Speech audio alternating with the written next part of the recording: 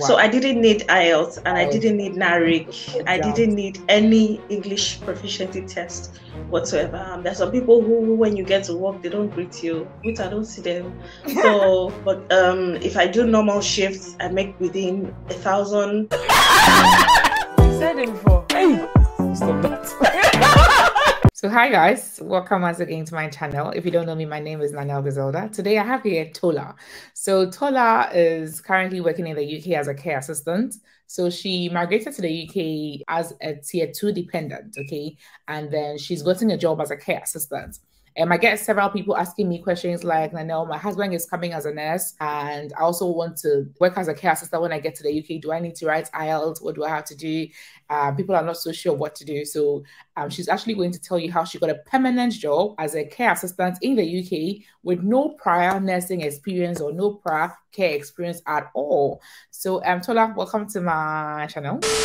Sorry for the interruption, guys, but I need to say this. So this video is proudly sponsored by Lemonade Finance. So if you don't know what Lemonade Finance is by now, I guess you've been living under a rock. Lemonade Finance is a money transfer app that allows you to send money from the UK and Canada to many other countries. Ivory Coast, Ghana, Nigeria, so many countries, guys, so many countries. You can download it on an iPhone or Android. You can use the link in the description to just quickly download. You can send the money directly from your bank account to the person's mobile money account or bank accounts back in Ghana or wherever it is you're sending it to. And they have the best rates at present. Check. If you don't believe me, just go and compare. They have the best transfer rates at present. And guys, there is no hidden charges or no hidden fees. And the most exciting thing is if you send £100 and above using my referral code, you get 10% of the money you send back into your account. If you send £100 using the code Nanelle, the referral code Nanelle, you get £10 back into your account. If you send £200, you get £20 back into your account. That's if you use my referral code.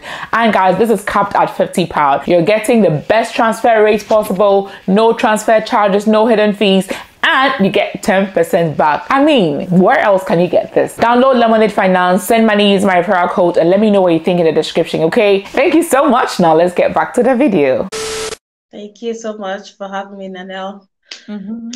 And hello, everybody. My name is Tola Omotola Olisi. I'm a mom of 2 boys. We recently migrated from South Africa. We are Nigerians. We migrated from South Africa to the UK. And getting here, I came on a dependent visa. And ever since, I documented my process of, job search. It wasn't as straightforward or as easy as I thought, like expectations versus reality kind of thing. And, searching for this job and getting it felt real afterwards because it took a while. I'm sure you probably asked about the process and all of that, but the job came as I'm employed as a permanent staff, working as a care assistant in a care home, not with the NHS. So let me be a bit inquisitive. You said you're Nigerian, but you migrated from South Africa. So were you working in South Africa before? No, I wasn't working in South Africa. I went to be with my husband because he was taking up a doctorate program in South Africa. So after our wedding, I moved over there to be with him. Is your husband a doctor? Yes. Well, doctor of philosophy, not medical doctor. He's in the UK working as, if you don't mind. No, he's on a tier 4 visa. He's doing it another course. Yes. Okay. So yes. Your husband is here as a student. Yes. On the tier 4 visa. And then yourself and your 2 sons came with him as dependent on his tier 4 visa.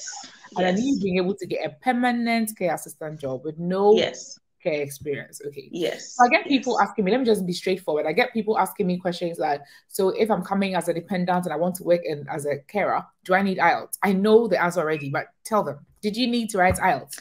No, I didn't need to write IELTS. I didn't need to write any exams. I didn't need any test to prove my English proficiency. All I needed was my CV. I did some courses online. I got my certificates, like the 15 care courses. I also did some personal study because, it's something that I had been looking forward to before we left South Africa. So it's something that I was preparing myself to work. So it's not like I got into the UK and I wanted to go into care, or it was the only job available. It's something that I wanted to, because it is part of a process that I'm going towards. Yes. Wow. So I didn't need IELTS, and I didn't need NARIC. I didn't need any English proficiency test whatsoever. Nothing. So guys, if you are listening, you don't need to, as a dependent coming to the UK, to write any exams if you want to be a care assistant. Yes. Because if you are coming as the main applicant as a carer, that is when you need to prove your English proficiency. But once you get to the UK as a dependent, you don't need to prove your English proficiency for a care assistant job. It's a lot easier. Yes. Yeah. How long did it take you to find a job when you got here? Was it difficult? How many months?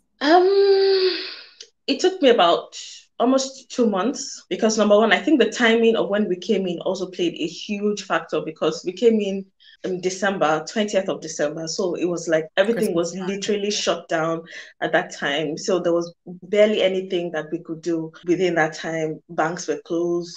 Everything was closed. We couldn't register for NI, and the GP, we couldn't do a lot of things. Really, it was basically shut down till like first week in January. About 2 months, if I'm not mistaken, 2 months. Yes. So guys, Tola has a YouTube channel where she documented all this, like everything that she shared. So you can, head over to her channel and then watch. You are saying that it took you roughly 2 months, and that's because you came in Christmas time. Yes. So probably, if not, it would have been earlier. You'd have gotten a job earlier. Yeah, it would have probably been earlier. Yeah, it would probably have been earlier. I made over 150 applications, because it was... Yeah, it was quite a lot.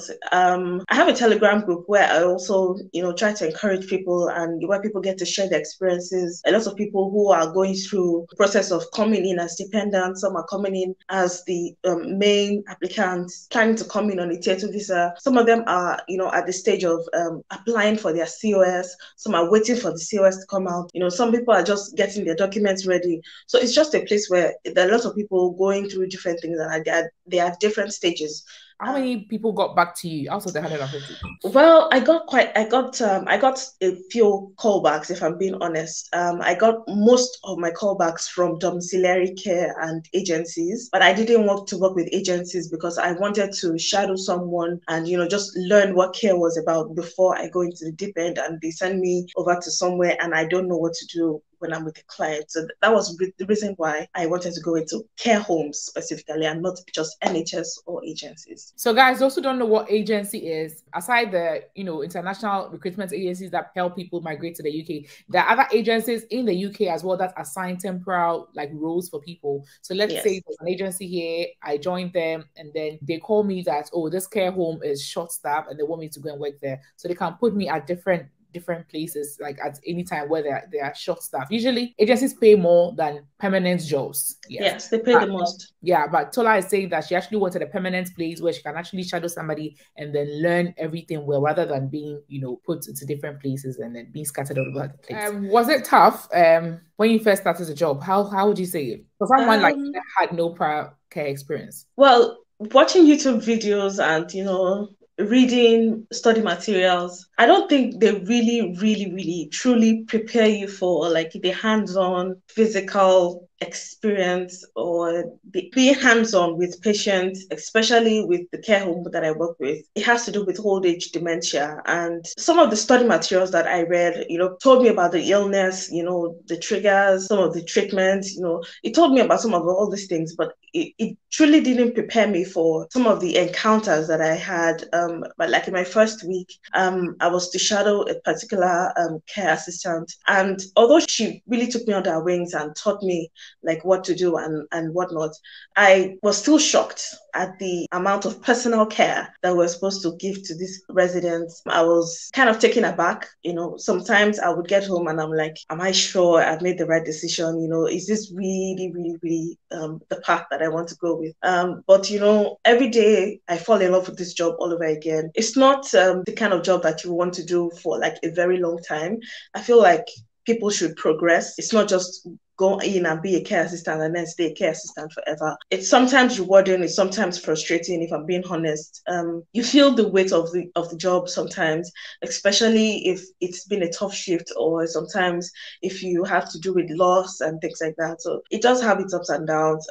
No 2 days are usually the same. So it's a learning curve. Please, do you mind sharing how much you earn? I can give you a ballpark, but I can't give you exact figures. Yes. Okay. All right. Give us. I earn within the ballpark because I work about 37.5 hours. I work 3 days this week and then 4 days next week. If I'm able to, I pick up extra shifts. So that kind of affects, or it, determines how much I make per month. But if I do normal shifts, I make within 1,200 to about 1,300. And if I pick up extra shifts, I make anything from 1,300 to about 1,800 in a month. Okay. Thank you very much. You're welcome. Because people really want to know, Yes, Thank you yes. very much. And would you say that money is enough? So if let's say you're a single person and then you were totally dependent on this amount, do you think would have been enough for your survival? If you're a single person, this is more than enough to get you through. Well, if you stay in a town or in a borough that is cost effective, if you don't have to, not everybody can stay in London or, Croydon. No, not everybody can be there. If you're making this amount and you stay somewhere like Darlington or even where you are, Nanelle, I think it is more than enough. You will have a lot of savings. You'll have a lot to fall back on. It is quite sustaining. But if you're a family person like myself, you will still live comfortably on these prices because, it's still a large chunk of money. And then that means if you have a partner as well, you both joining your funds, it's even better. You would live comfortably. Yes. Thank you for saying that. So for other dependents in the UK, probably they followed their partners who are coming to school here or who are nurses or whatever in whatever field. Would you advise them to pick care jobs? Definitely, I will. It's a great way to make income. Personally, I work night shift because we have small children. I have a 6 and 3-year-old. Someone has to be at home with the children to do school runs, pick up the children. So I work permanently nights. That's what works for my own peculiar situation. For a couple coming in without children, they can work days. It really doesn't matter. But for nights, for myself, I work permanently nights, and I think it's a great way because I go to work when my children are going to sleep, and by the time they wake up in the morning, my husband's already gotten them ready for school, and I'm able to just take them to school and then come back home and rest for a couple of hours, and then I'm awake again, picking them up 3:15. It's what works for me. I don't know. Yeah. Someone else may prefer to do days. Okay. Let me also add that, I earlier said that if you're coming as a dependent, you don't need to prove English proficiency. Guys, that's only for other non-professional jobs. Yes. But if you're coming as a dependent and then you want to work as a doctor, you still need to prove your English proficiency to the General Medical Council. If you're coming to the UK as a dependent and you want to practice as a nurse, you still need to prove your English proficiency to the Nursing and Midwifery Council. It is for non-professional jobs and other fields like IT.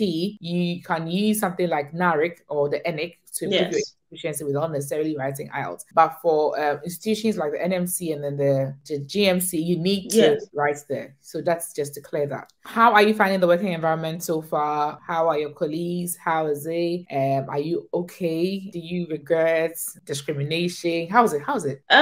My workplace, I basically do my job, I get out. I'm not there to make friends.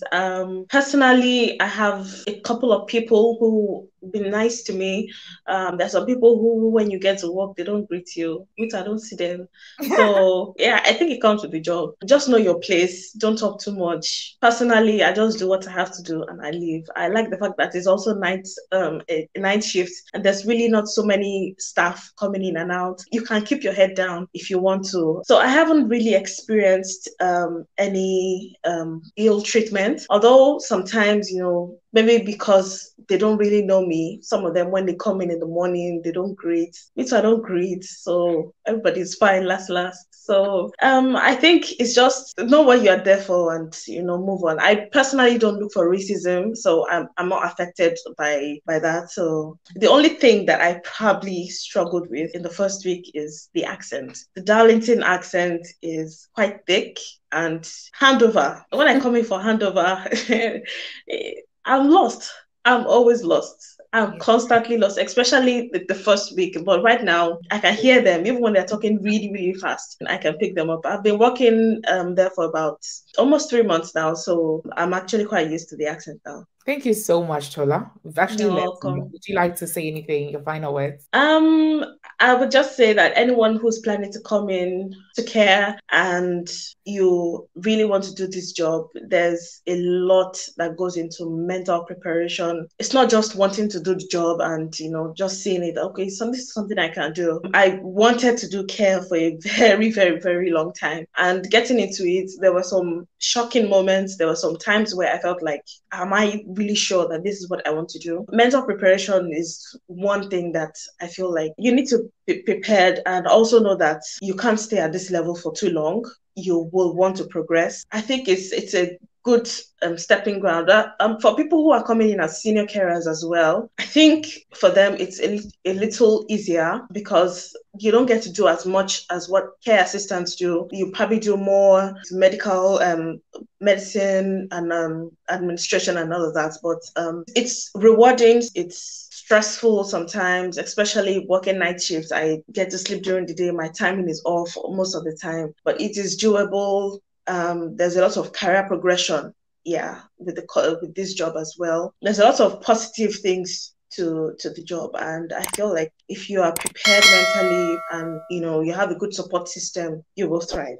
Well, so all the best to everybody who's planning to come in. Yes, I wish everybody all the best. So please be in the comments and then answer people. I'm sure people will have questions for you. And then guys, also head over to her channel to ask her all your questions that you have. All right. Thank you so much for joining us today. Thank you for having me. I had fun. Bye. All right. Bye.